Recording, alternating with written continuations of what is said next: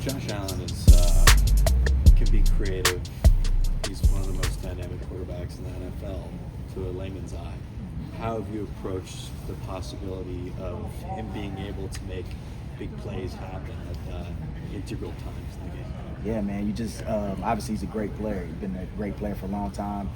We've gone against him, so we kind of a little familiar with his game. But I mean, he's big, strong, he's fast, and he can throw the ball anywhere from anywhere on the field. So I think that you just see that in critical situations, you understand that he is going to have the ball, he is going to put the ball in his hands, and he's going to try to make something happen. And we're just aware of what he likes to do in those situations, and we've just been practicing, preparing our butts off to make sure that when that situation comes, we know exactly what he's going to do, and we know exactly what we're going to do.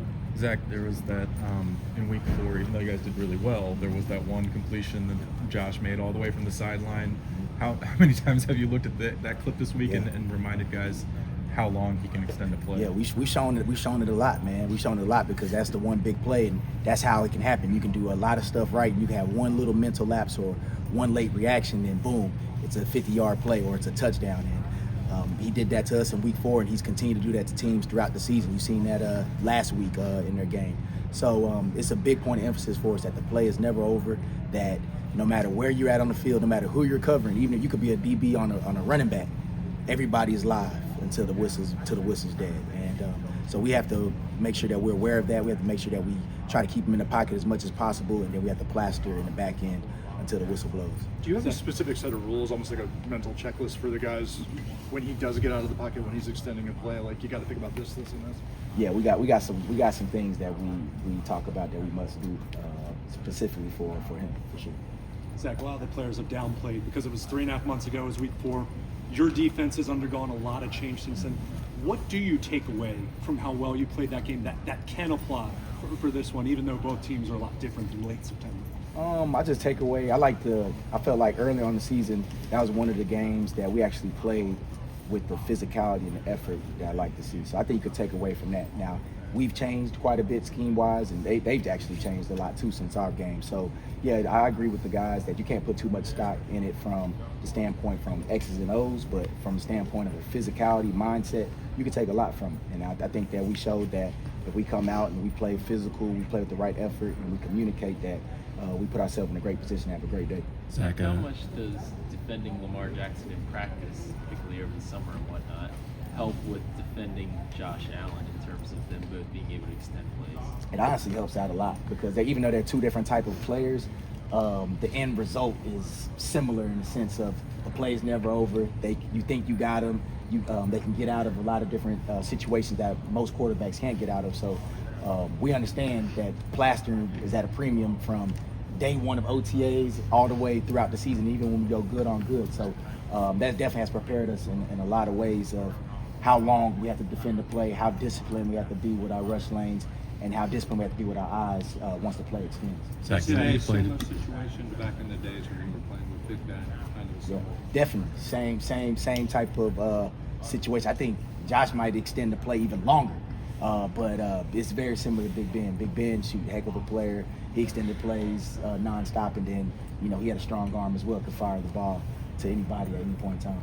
Zach, your defense did such a great job of eliminating big plays from week 11 on, but that kind of bit you guys in the third quarter, particularly on third downs. What went wrong in those situations? It was our own wrongdoing, and we had great conversations about that. The thing I appreciate about it is, we came to the sideline after those 2 straight possessions, specifically on third down, third and long, when you really had the advantage of the defense, and we said, look, they're not doing anything we not expect them to do. They're not doing anything different. Everything they've gotten, we had mistakes. So let's go ahead and flush it. And the thing that I think the difference between that moment and early in the season is, early in the season it would have snowballed. It would have just kept on happening, going. But now, guys were able to put the fire out, and I was happy to see that. So I think it was a good lesson to learn that especially this time of year when you're going against playoff teams, is like I said, you lax on your job, or you have one mishap, it's going to be big plays. So I'm glad that it happened. Looking back, hindsight 2020, in a sense of we understand now that we can't have those moments, and the game's never over and the play's never over. Buffalo's had a ton of success stacking 4 playmakers on one side of the field and then isolating a guy on the other side. What's the key to defending that? Yeah, man, just switching up the looks, giving them different coverages, giving them different pressures, and just being on point. They do a lot of different stuff pre-snap, a lot of eye candy to try to get you out of whack. But the good thing about it is, at the end of the day, they all gonna end up in the same spot. So we've seen it before. Zach, you've played in a lot of very cold games against a lot of teams that are very committed to running the ball. It seems like Buffalo, maybe despite popular misconception, wants to establish the run. How important is get into second and long, third long going to be for this defense, especially on a day where maybe things can snowball, no pun intended, like Sunday? Nah, it's definitely important, man. I mean, just as a if you talk to any defense, player or coach, the number one thing they're going to say they have to do is to stop the run. Why you want to stop the run? Because you want to get the offense behind the chains. Like, if an offense has to consistently play in second, 7+, third and long, it's going to be a good day for the defense more times than not. So we always striving to get teams in those situations.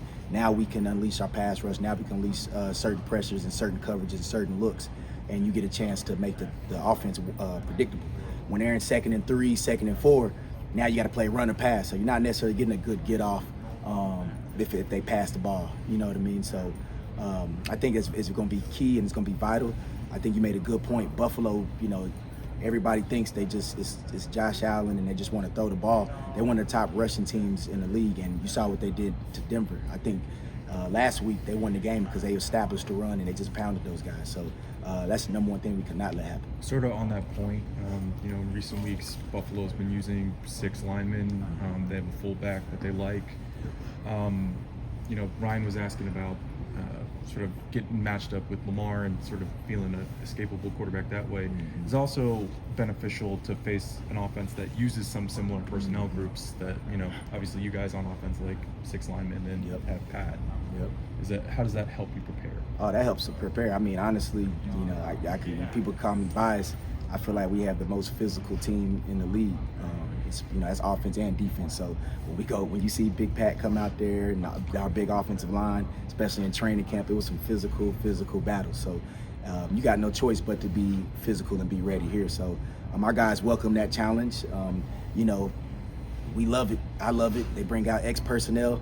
Hey, basically saying they're trying to come bloody your nose. So our guys take that challenge and accept it. So we'll be ready for that. From outside, right, coming indoors. Just for us right now, it's about it's really been about us. These last 2 days been just trying to continue to work on us and our fundamentals and the things that we need to take into this game so we can play our best football. Our guys are going out there, we're playing hard, we're playing physical, but there's still a couple little things here and there that we want to get out of our system as we continue to approach these games. I'm fired up. Our guys are fired up, and we are. I think we're ready to play our best football. Questions? With Sims, is it a matter more of decision making, or is it tracking the ball? What are some things that you've maybe been talking to him about? One of the things you talk to a veteran guy about, a guy that hasn't been a part of our system, is one. Where you are on the field, and because some guys are coached across this league other ways, and where they field the ball at and things like that. And I just think referring to that one that he dropped on the 8-yard line, well, it comes down to 2 things. One, you don't want to field the ball inside the 8-yard line, right? And secondly, it comes down to catch fundamentals. We know right now, as punt returners, we want to be square underneath the ball. We try to catch that ball over the side. Those are tough. So, it's just little things like that we just got to keep reminding him of, hey, we got to do this the Baltimore way. And he's a confident guy, and he'll be able to do that. And we have all the confidence in the world. Chris, how do you get a ball ready to simulate for kicking in what might be 10, 15-degree weather in Buffalo? I think it for the guys that we have, I think it just comes with experience. The weather is going to be what it's going to be. We've experienced some weather games and things like that. I don't think for as cold as it's going to be, I don't know how you could simulate that, right? Besides the days that yesterday we went outside for a second just to try to hit some balls and kick some balls and things like that. That's the only way you can get that done. What it comes down to is really fundamentals, right? Just making sure the snap's good, the hold's good, and then the kick. right? And then the elements are going to be what they're going to be. If we stay true to all of our fundamentals, we should be good. Chris, with Deontay Hardy, if you were brought up to the 53, I know he hasn't played in a little while, but given he has an extensive track record of fielding punts, would you be comfortable with him in that scenario? Well, of course, I think the thing for Deontay is just getting him back out here. He's missed a lot of football, right? And just making sure that he's ready to go. His body's right, and he's in a good place. I don't have a problem with him, fielding punch or anything like that. It's a matter of, okay, is he ready to go? We got to get him out here and get him running now. And he's saying all the right things, he's doing all the right things, and it's good to see him out here. It honestly is good to see him, starting to pick up the speeds and things like that. Chris, the Steelers had a punt where they had no returner. They had all 11 on the line. Do you talk to Jordan about changing things in that moment when you notice it? And do you ever consider putting all 11 and no punt returner back there?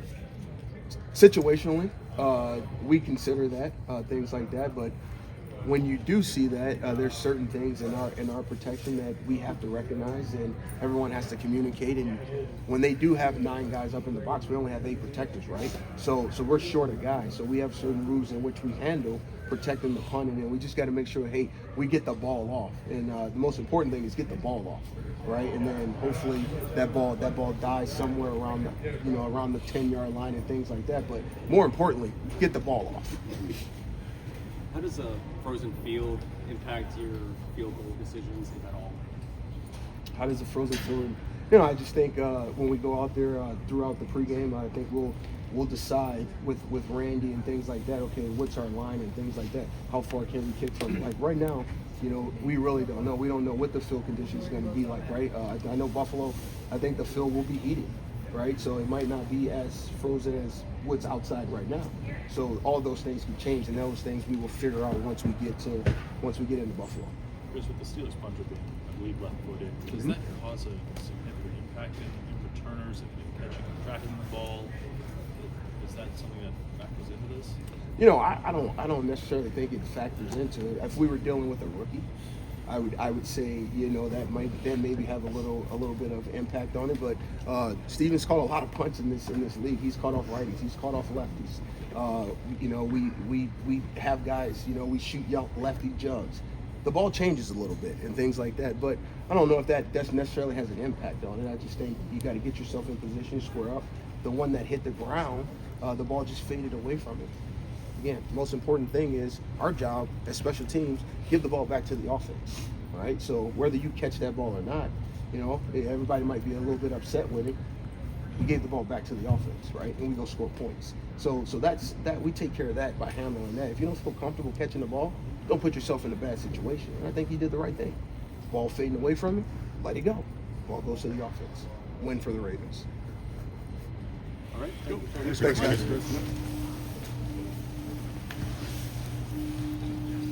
Todd, how important do you think, people always talk about when the weather gets cold, it's a little windier, the reliance on the running game. How important do you think having a strong running game can impact the game when weather is a factor? It's huge. It's huge. First of all, you can't control the game if you can't run it anyway. So having a strong running game, especially when the conditions go a certain way, especially with wind, certainly gives you a leg up. Todd, there are reports that you're taking head coach interviews today and tomorrow. When Ravens fans see that, they panic about, is he focused on another job or is he focused here? What's your response to those worries or concerns that fans have when they see these news? Well, first of all, I'll just say this. As I said last week, it's a compliment to this organization, our players and our coaches, that other organizations have an interest in myself or any of our coaches. And that's just a fact. And that's how it goes.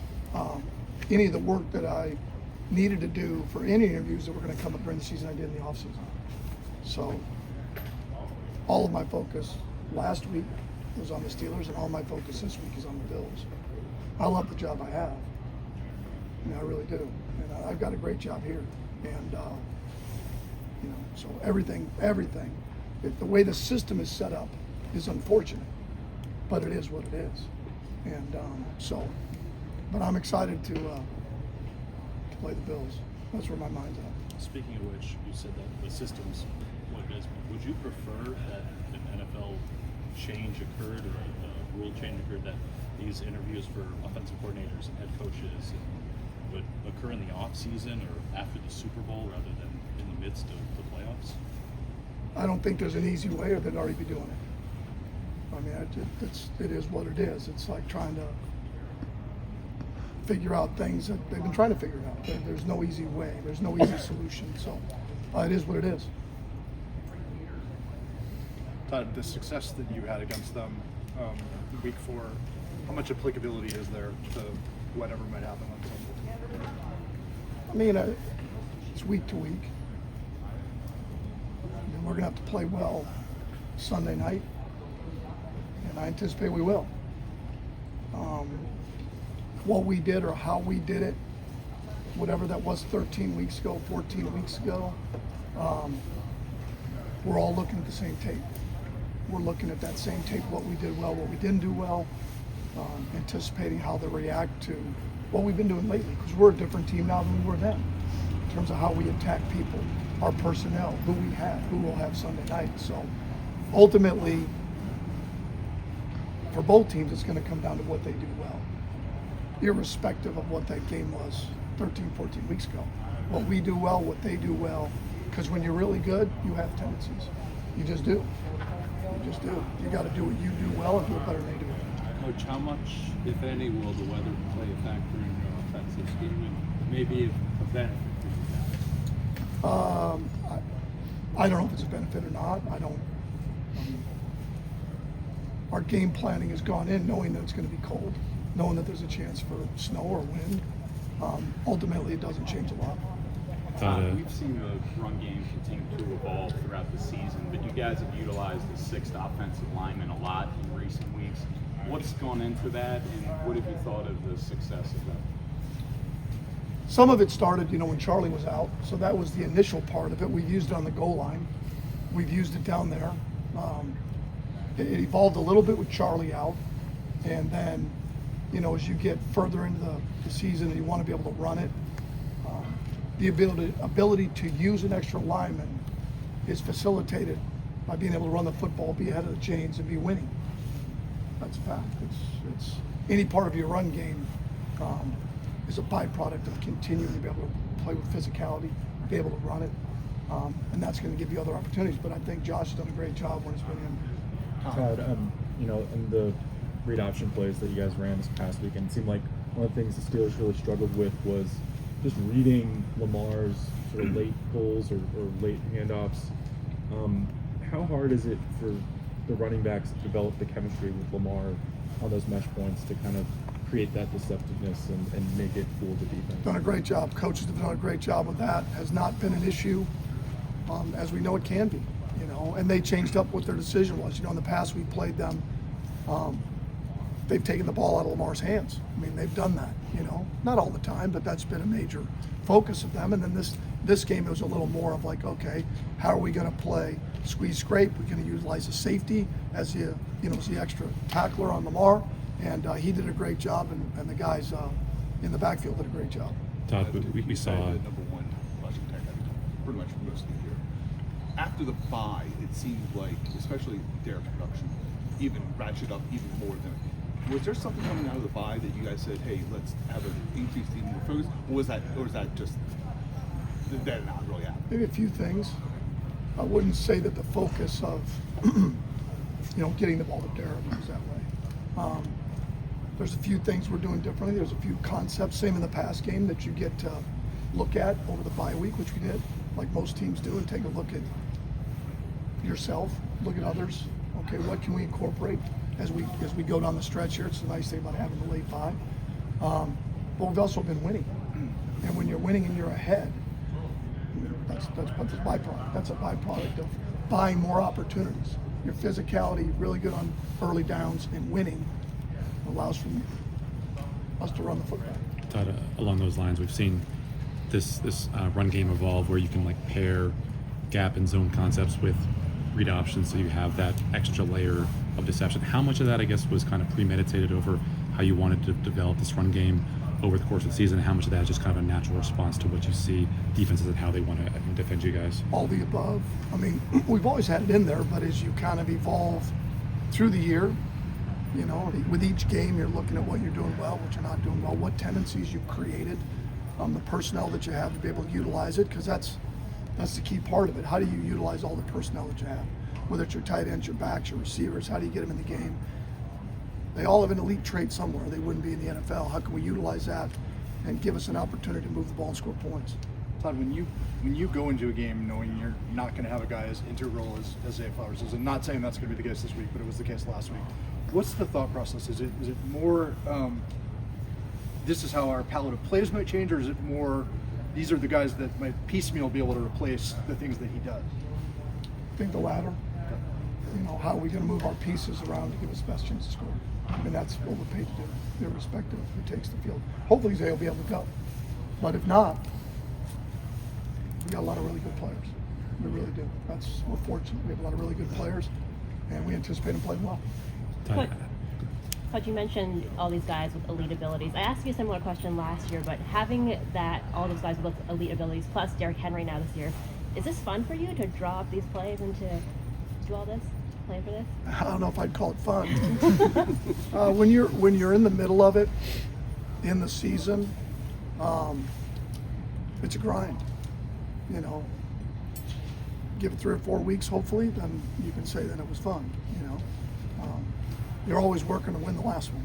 I mean, that's just the way it is. You know, all the stats, all the compliments, where you're at, running the ball, throwing it, all that matters is Sunday night. And what we put out there Sunday night.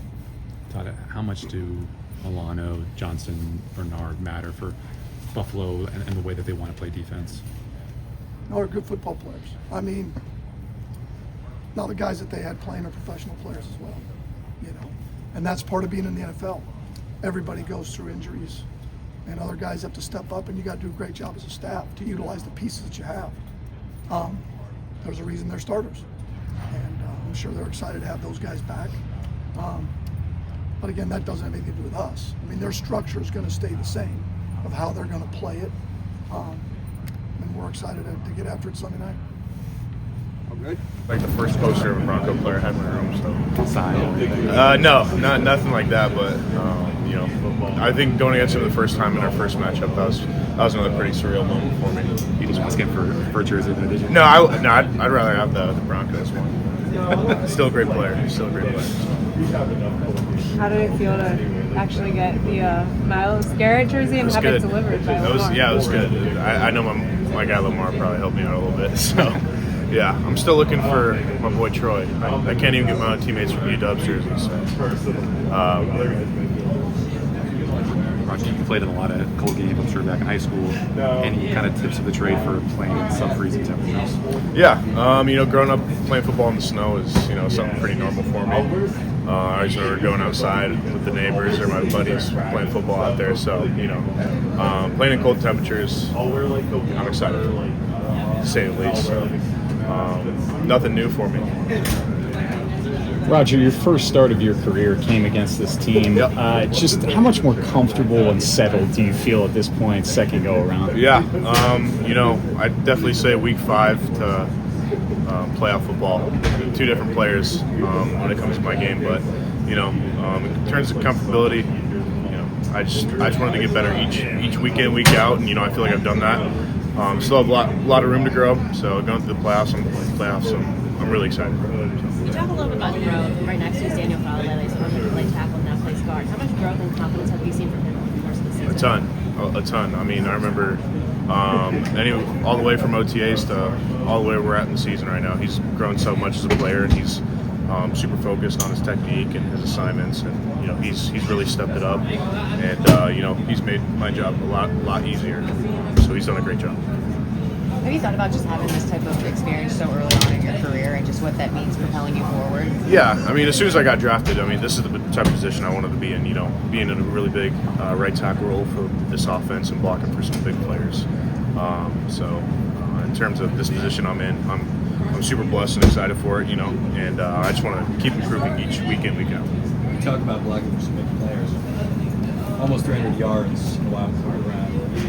Derrick Henry and Lamar. How does it feel to be able to provide that boost for those guys in such a big moment in the playoffs? I mean, it's something indescribable. You know, they make myself and the rest of the offensive line look way better than we actually are, to say the least. So, a guy like Lamar get out of sacks really easily, and then a guy like Derrick who can break arm tackles like nothing, and then run for almost 200 yards in a wild card game is really special. A guy like Lamar is the best at what he does in the world. So, like I said, it makes my job look a lot easier than it actually is. So. Thank you, Roger. Yeah, thanks, guys. In the pocket, you have to be careful, but outside of the pocket, you treat them just like any other run on the field. How would you describe kind of the mindset nowadays to go into this game, knowing what's at stake? You have to be at your best. Yeah, absolutely. We have to be at our best, but they say we win in the playoffs, so we're expecting their best, but we're focused on ourselves and knowing that we have to be at our best, and all that takes is us just doing our job, imposing our will, one play at a time, and coming out, not taking anything for granted, and letting it fly every single play.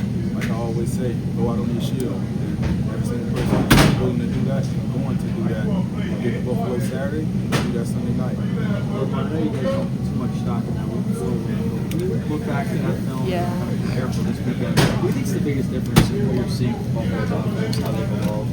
Yeah, absolutely. We're not the same team in week 4, and I'm sure they feel the same way that they're not the same team from week 4. So we're definitely, now I look back at the film, man, and watching ourselves, and I'm like, wow, that's not us, who we are. But it's going to be a totally different game, and that's why the game is being played. I got a lot of respect for those guys, the way they play the game of football, run the ball, and throw it as well. Get out of the pocket, a lot of scramble plays and things of that nature. But it's more so about us, and I'm focused on us doing what we do and coming out and controlling the game, stopping the run, making those guys one-dimensional, and forcing them to beat us that way. And that's like what we're gonna do. Just that simple. But got a lot of respect for them. You mentioned stopping the run. How much do you feel like, as much attention as Josh Allen gets, that's what they want to do? They want to establish that run. Yeah, absolutely. I think any great quarterback, good quarterback, or whatever the case may be, if they're able to run the ball, they're going to be able to have things that way. So when you make someone one-dimensional and you know exactly what they're going to have to do, in a sense, that makes things a lot easier for the opposing defense. But it's not going to be easy. Got a lot of respect for the O-line. Those guys blocked hard. Cook, remember him from Georgia, as well as Johnson, played against him a couple times in Detroit. And then you got the guys on the outside, the receivers as well. So got a lot of respect for them, but at the end of the day, it's about us as a defense doing what we do, regardless of where the play's at, how cold it is. Nobody cares about any of that stuff. It's about playing ball. It can be on a cement track. It can be wherever. I don't care if it's negative, but we're going to be ready. And trust me, the cold will not be a factor at all. Believe that. You guys finished the season defensively very strong, but do they go through it in the playoffs when it mattered most? Is that an extra confidence builder? Build off that? Did you feel that? It's what it's all about is the playoffs at the end of the day. It's not much what you do in the regular season. The regular season is more so about seeding, but it's about what you do and how you play in the playoffs. And we know that last week was a great start. We faced a little adversity throughout that game, a couple plays that we wish we would get back, but hey, that's last week and we moved on to this week. And the main focus is going out every single play, giving everything we got. And if we do that, eliminate the run, make the guys one-dimensional, we'll like our chances. All right, thank you, Ro. Appreciate it. Next, how do you kind of describe the mindset going into this game, knowing all that's at stake? The mindset going into this game? Yeah. What do you mean? Want to win. It's a divisional game, trying to get to the next round of the SEC Championship. It's a great opponent, a really good team. It's going to be a heavyweight fight. And you could always say every week is important to establish a run. Do you feel like that's particularly important in this game, and how big of a focus is that? I mean, we definitely want to be efficient in the run game to help the offense, help the pass game. But we got to practice it and execute it throughout the week to make it happen in the game. Do you enjoy running in the cold weather? Do you think that's a benefit for you? I've been asked this question 100 times. I don't care if it's cold, hot, rainy, or snow. I got to do my job. Derrick, how much does all the work you put in during the off-season, body maintenance, how much do you think that pays off at this time of the year? I wouldn't do it if it didn't. I would waste my time if it didn't pay off. Make sure I do that just so I'm ready and be able to play, help my team win games. They likely had a pretty powerful stiff arm in the Steelers game. Obviously, you did as well. You've seen Lamar with some similar stiff arms. Do they come to you for advice since you have this kind of legend about your stiff arm, or it's just kind of something that they do? They're naturally gifted with. I'm not stiff arm coordinator. It's come natural. What would you think of Isaiah Likely's? I mean, it's self-explanatory. When you've seen the video, you've seen the film, it's hell of a stiff arm. Stiff arm and got some more yards, so that was a play by him. Is that nickname Lamar coined for you, Lightning McQueen, sticking in the locker room? Have you watched Cars? You know what I'm talking about. Yeah, I don't want to be called anything else but McQueen. So don't call me Derrick, just call me McQueen. No, I'm kidding. It was funny. I didn't think that would be the comparison, but L is L. I told him he needed to be committing when he's done playing, but I definitely got a kick and a laugh out of that. You telling me he has to watch more movies, or say again? You telling me he has to watch more movies other than Pixar? Or? No, I just made sure. I said, "Were you serious in that?" He was, "I was dead serious." I was like, "Okay then, well, McQueen it is then." But yeah, it was funny. I don't know who he was talking to. He said it might be too old to watch the movie, but I'm sure everybody knows about the child. And everybody seemed like McQueen. Derrick, is there anything you take away from what happened in Week 4? You just throw that out. Yeah, Week 4 doesn't mean anything in this game. Week 4 is Week 4. It's a whole another game and another opportunity. They're a great team, and we got to prepare right to be ready for them.